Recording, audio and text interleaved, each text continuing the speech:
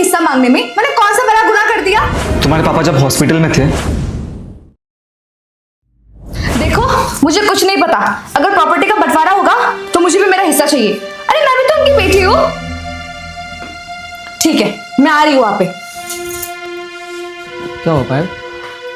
अरे वो शिल्पा के घर के जमीन जायदाद का बंटवारा होने वाला है उसके भाइयों के बीच, तो शिल्पा भी जा रही है हिस्सा मांगने। भाई साहब आप ही बताइए, अपने घर में हिस्सा मांगने में मैंने कौन सा बड़ा गुनाह कर दिया? अरे मम्मी पापा के पास 130 बीघा जमीन है, दोनों भाई आपस में 65 बीघा बांट रहे हैं। मेरा हिस्सा कहाँ गया? मुझे भी तो मेरा हिस्सा चाहिए। बात तो सही है। तू कहाँ जा रहा है?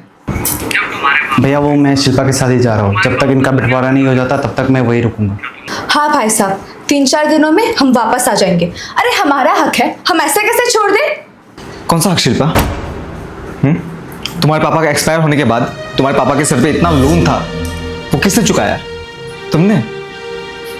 तुम्हारे भाइयों ने? तुम्हारे पापा जब हॉस्पिटल में थे उनका बिल किसने पे किया था? तुमने?